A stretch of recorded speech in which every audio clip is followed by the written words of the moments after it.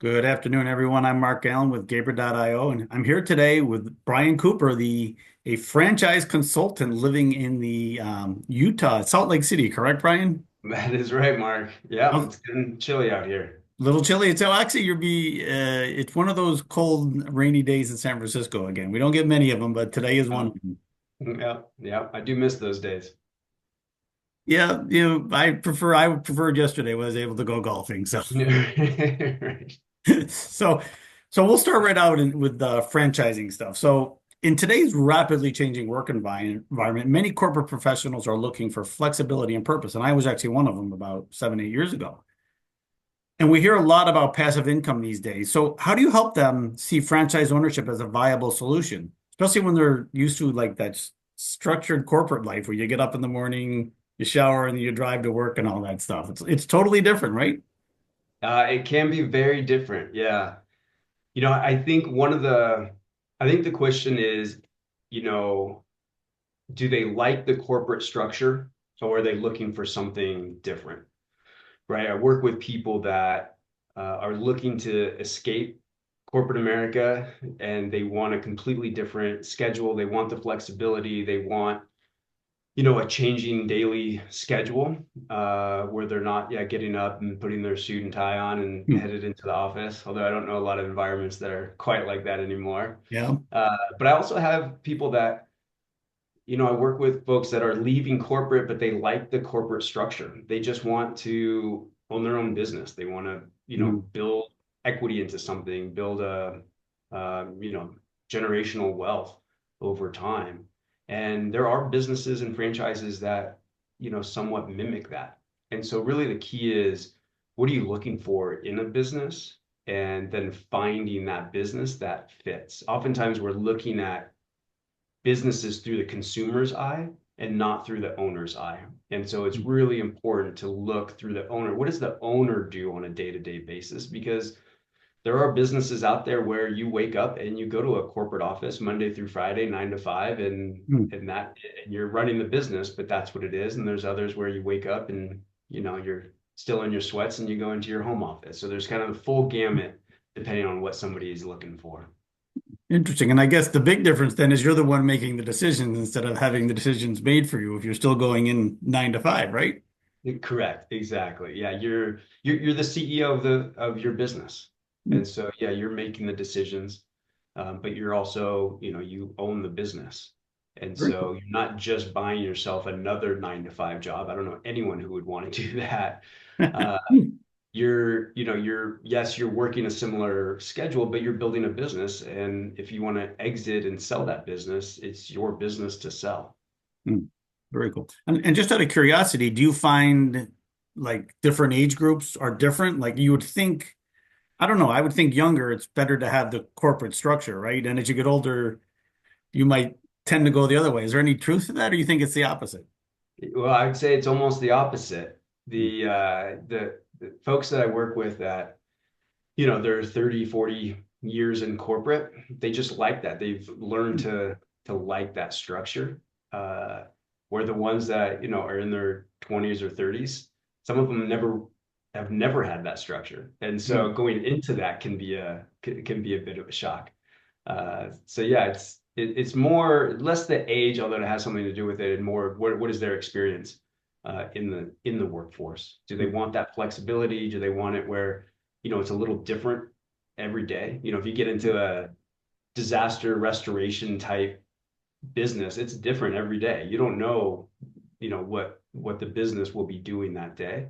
Hmm. If you get into a traditional say a corporate sales training business, it's pretty consistent day in and day out. And some people like that and some people don't. Interesting. I must be the exception because maybe it has something to do with the traffic in the Bay Area. That probably does.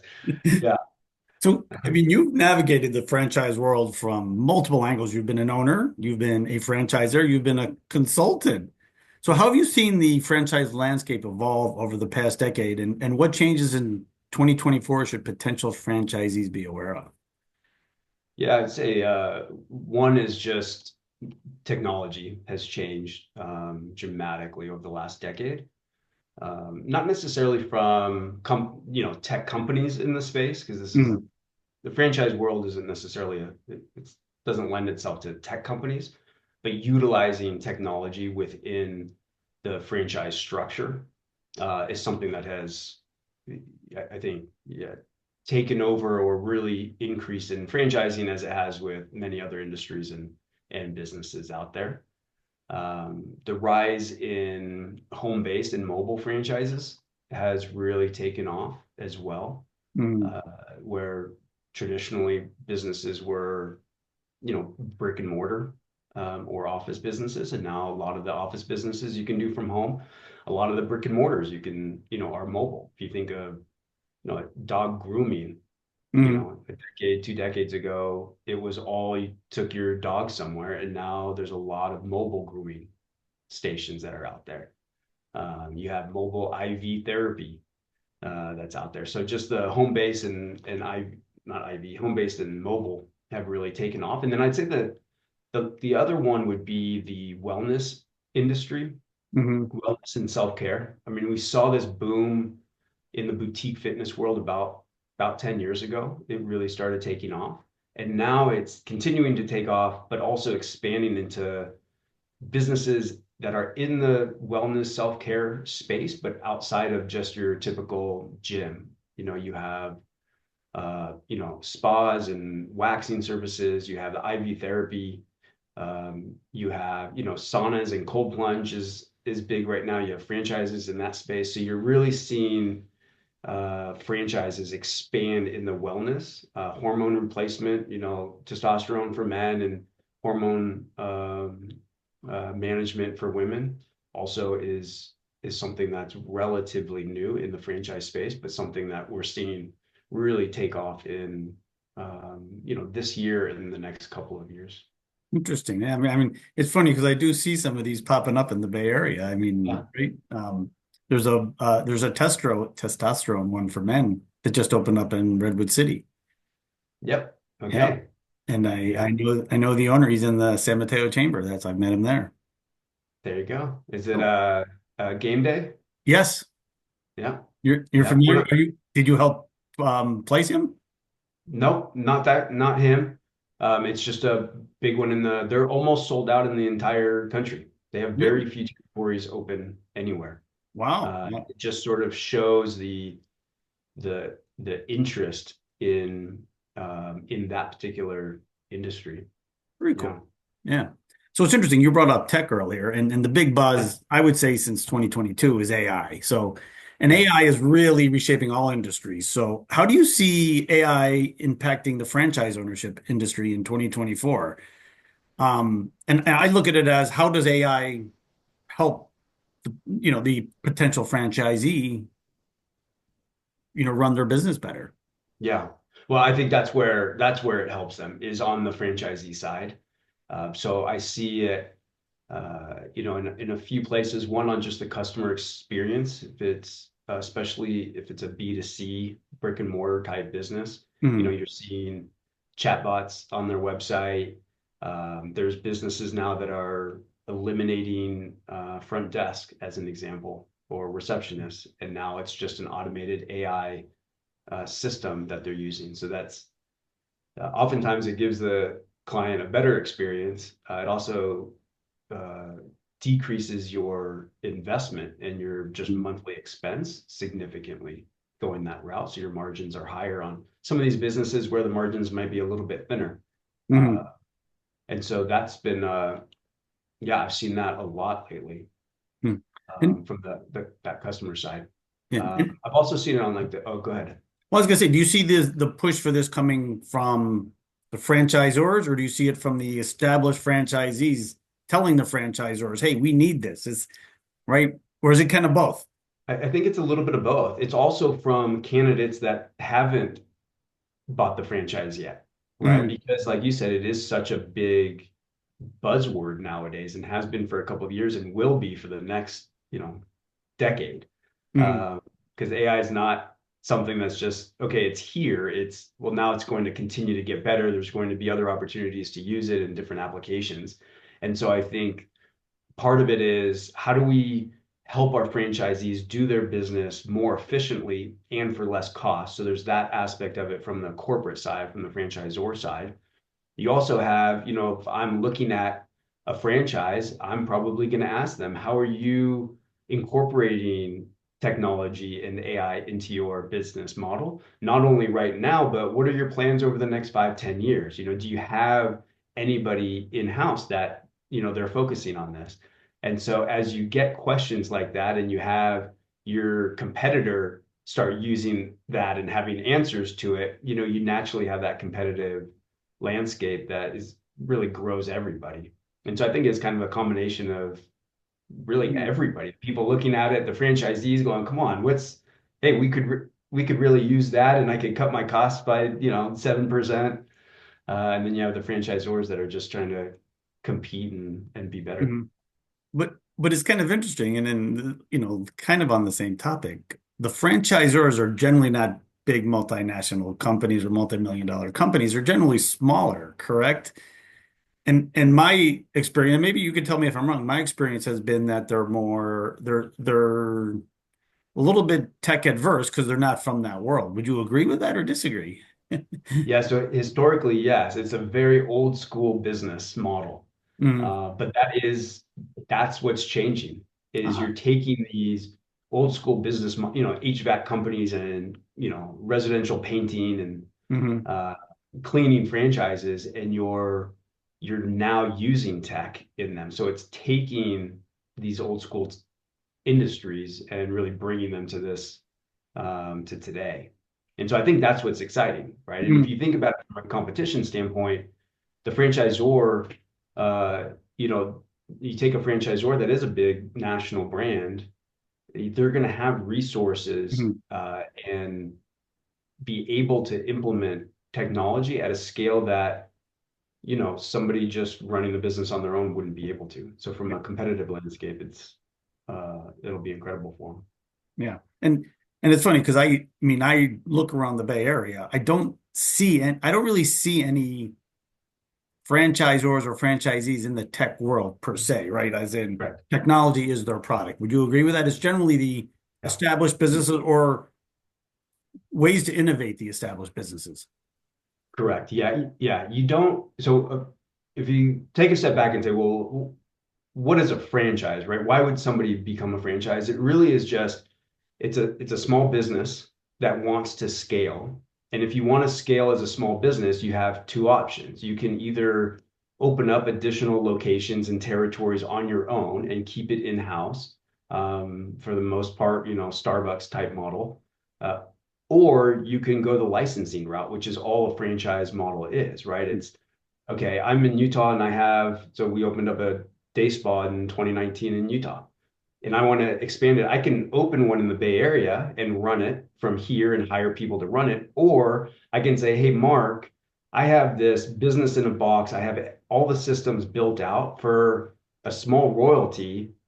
You can open it, you can run it, you can own it, and you'll use all of my branding. And so you see it in any industry that a local owner would benefit them is where you see franchises. In the tech world, and as you know, I've been franchising about 10 years. Prior to that, I was in the tech space. You don't really need the local owner, right? Because you're just bringing on clients. It doesn't really matter where Yeah. your HQ is. Now you're seeing tech companies without an HQ at all. It's 100% remote. And so that's why you don't really see them in the franchise space because it doesn't need to be, you Yeah, know. they need good internet. That's basically it, right? That's basically it. Exactly. Yep. Yeah, Yep. so interesting. So for someone who's never considered franchising before, and there's a lot of people out there or there are people right now that are actually considering it. What do you think are the top three reasons why franchise ownership could be the next logical step in their career? Well, especially if we're talking about people transitioning out of corporate, uh, Hmm. and they're a first-time business owner, the way to limit their risk is franchising. Hmm. Your success rate of a franchise is significantly higher from doing it on your own Hmm. statistically. And so limiting your risk or lowering your risk is one aspect of it. I mentioned business in a box. It's a proven business model. And Hmm. so it allows you to get into it with lower risk. The support, I would say, is number two, sort of goes into that as well. But having that support, so somebody wants to, I want to be in business for myself, and you'll probably hear this a lot.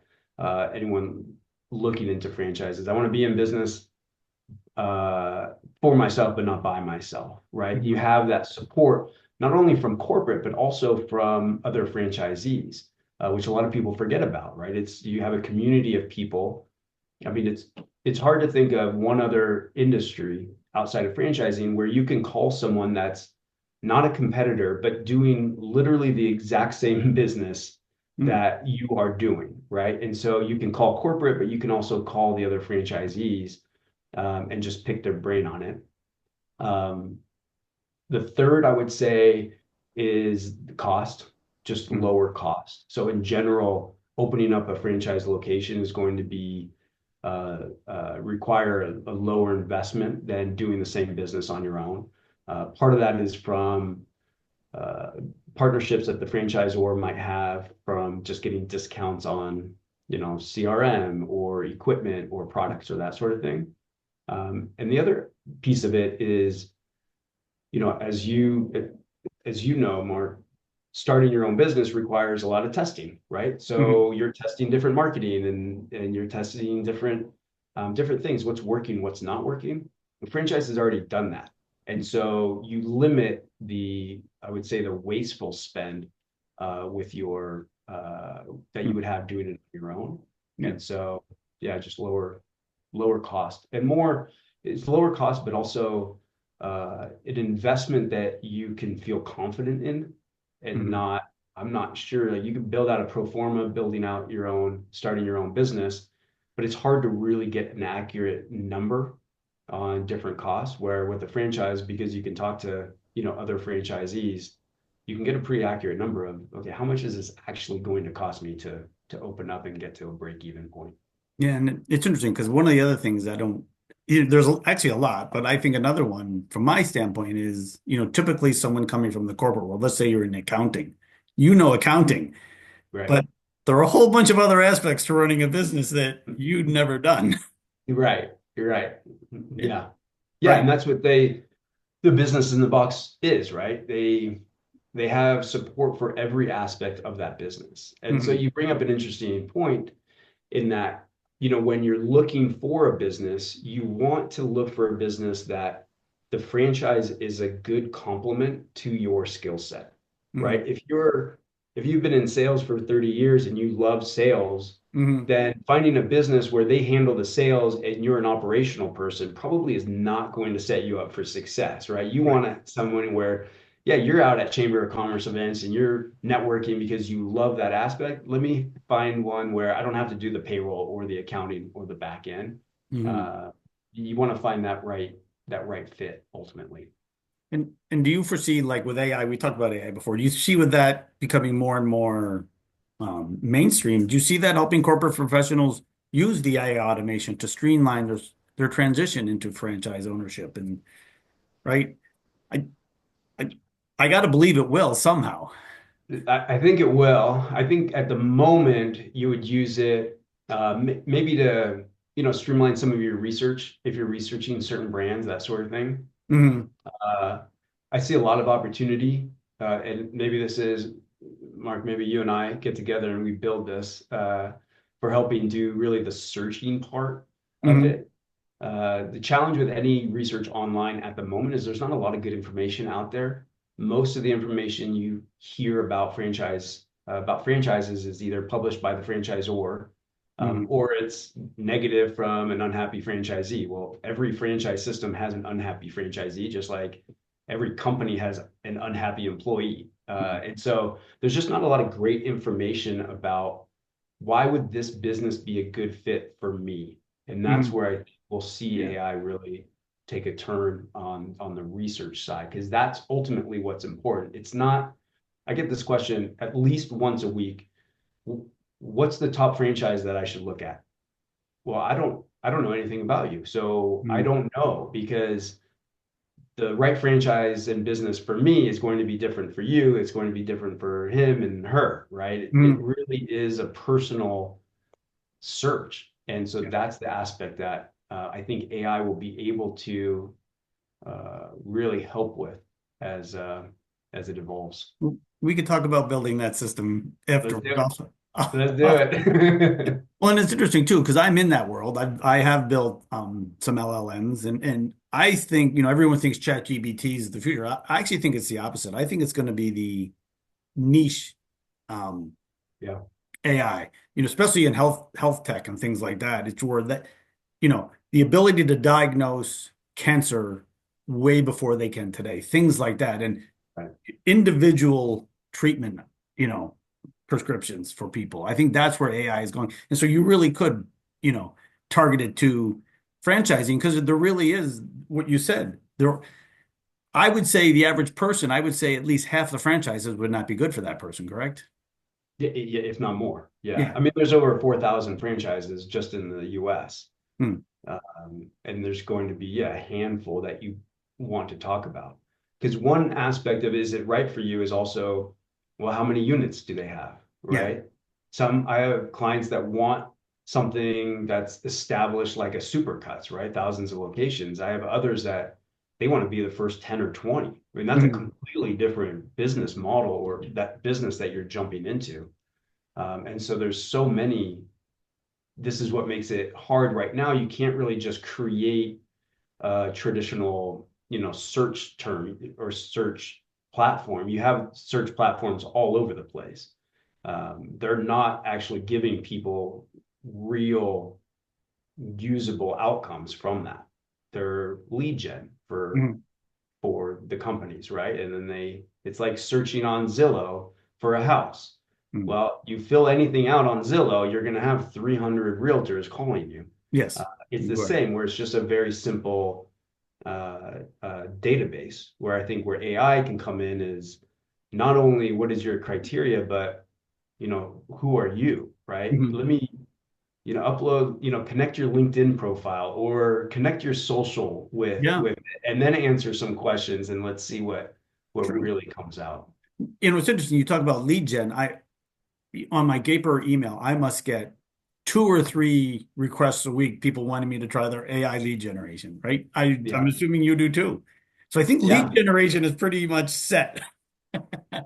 I think so. Yeah. Lead gen is set. So then the question is, well, how do you build something that isn't necessarily lead gen, but is for the consumer, Yeah. right? Where Mm, it puts that decision and that process in their hands. So it's not filling something out that's lead gen for a company to call them. mm, It puts it in their hands, yeah. puts the power in their hands for them to really get the information they need. Yeah. Very cool. So I'll finish on this last question. You've written a book, an ebook called Bridging the Gap. So what's one lesson from the book that could change how the prospective customers or your prospective customers could view franchising in 2024? I Tough think one. one lesson is, yeah, I think one lesson is there's no perfect time to open a business. Hmm. So if you read it, we opened up a day spa in mid 2019. 8 months later, we were shut down. Hmm. Uh, and you could argue that that was one of the worst times to open up a business. Hmm. Uh, but we're 5 years in and we're thriving. We're doing great. And Hmm. so I think sometimes people get hung up on, oh, this is the right time. Oh, the change of administration, it's an election year, it's this or it's that.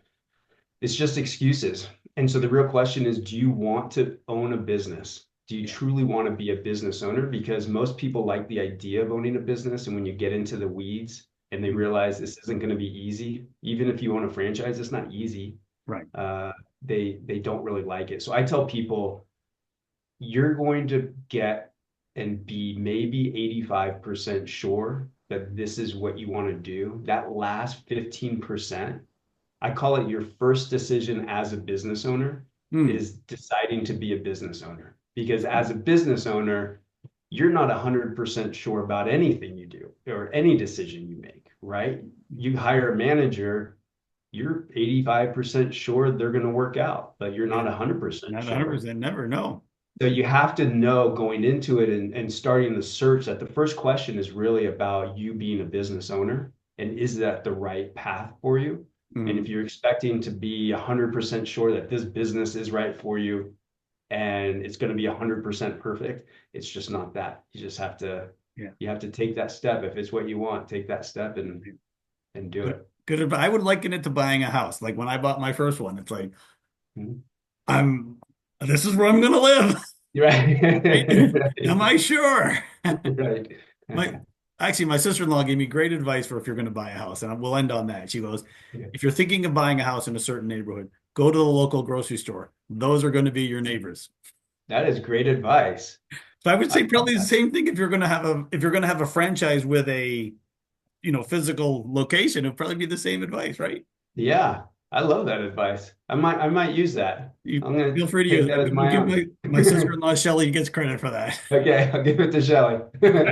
Well, Brian, it's been great catching up with you, and good luck on the day spa and your franchise consulting. And anybody where can people get your ebook, Bridging the Gap? Is it just Google it?